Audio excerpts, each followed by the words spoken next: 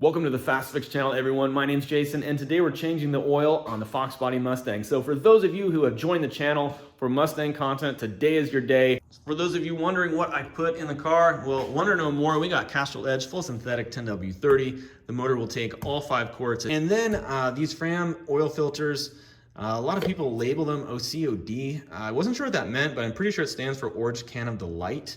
And I know every time I do oil change videos that the comment section and the internet just absolutely can't get enough of it. So I'm gonna continue with that trend and use one of those for the Mustang. I know you guys will appreciate that. All right, let's open her up. Just go up under here. Should be right under here if I remember right. Yep, nailed it.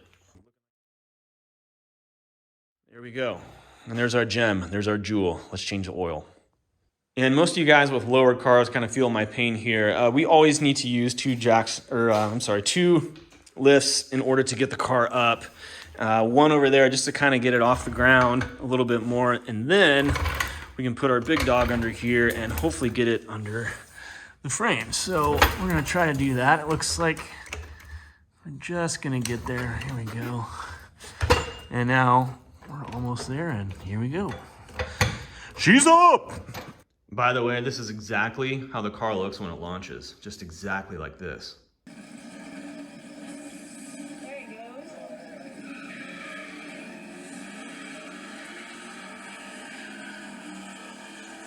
All right, and you all get to see how disgusting it is underneath the car. It is not pretty. We do have a small oil leak. So you can see there's kind of oil everywhere almost. And we don't do much with it, so I just end up putting cardboard down and dealing with it that way rather than do what needs to be done, which is probably substantial work in order to get that oil leak stopped. But it is it's not very large, so we just deal with it with cardboard.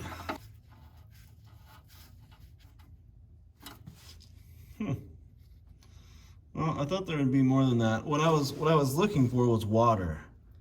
I accidentally put in a little bit of water when I was adding oil because the oil bottle had water in it for some reason. I don't even remember putting it in there, but I did. However, there really wasn't that much, so maybe that's helping us here. But anyway, that oil looks pretty well used, and quite honestly, it does look a little milky from here, so it's probably a good thing we're getting that changed. And the oil, yeah, I'm not loving that. That doesn't look that good. Yeah, I mean, that doesn't look great. Well, we'll let it all drain out as much as we can and get the new oil in. In an effort to stop the oil leak, part of it is the plug, so I just throwing this crush washer on here. It's from a Nissan Murano, but it fits on this plug. So we're gonna try that, see if that helps kind of stop the bleeding. If not, oh well, we're in the same position as we were before. For those of you unaware, there are actually 2 drain plugs on the Mustang oil pan. So we're gonna get this front sump. Some people do this, some people don't. I do. See, I mean, it's not nothing, so it's good to do, in my opinion. But yeah, that oil is not looking great. It looks milky to me, and I'm sure that's just a symptom of putting water in it. So we should be all right, but we'll keep an eye on it nonetheless. All right, there's the internet's favorite star. We're gonna get the old filter out and hopefully not spill too much. Ooh, I didn't even put it on very tight last time. Good for me. All right, we're gonna change angles here. This is always tricky, but our catch can is down there, so let's see what we can do here, how much oil we spill. Hopefully not a lot. All right, it's loose. Come on.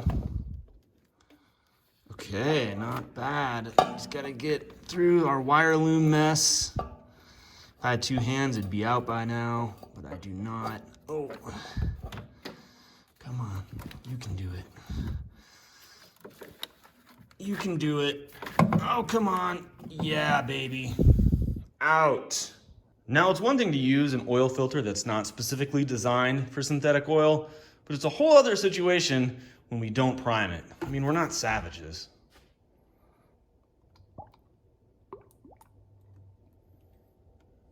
Glug, glug, glug. All right, we got the car back on the ground, so we can add the full 5. We'll just do this till it's done.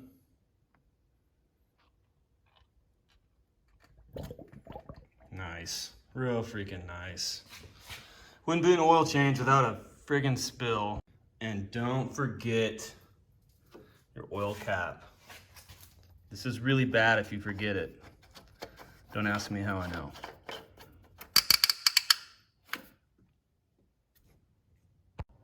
One thing I like to do, at least on this car, is unplug the coil and just turn the motor over a few times.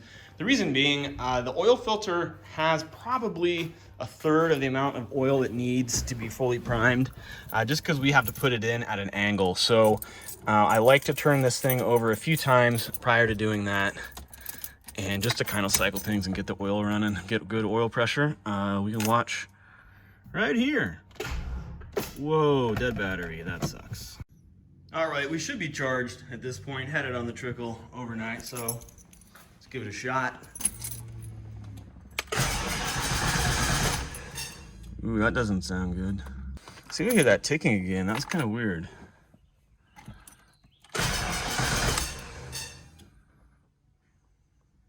I don't know what that is. Listen.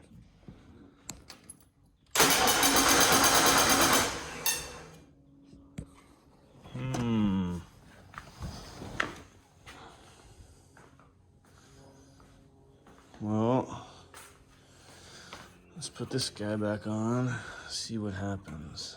I'm wondering if that's just electricity jumping, but I don't know. It might just be a starter thing. I'm not loving that.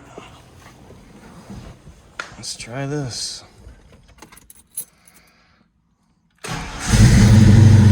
Yeah, that's it.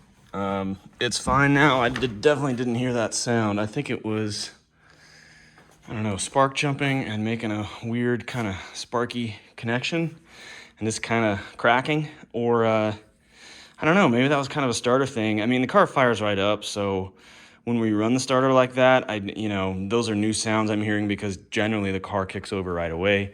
So the opportunity for those sounds to present themselves does not occur. But I'm gonna check that. That's a little concerning. No real clue, but those are just my initial guesstimations. But anyway, guys, that's the oil change on the 5.0. And yeah, we're done for the year. And now all we need to do is run this car and beat it to our heart's delight. Stay tuned for more. Thanks. Take care.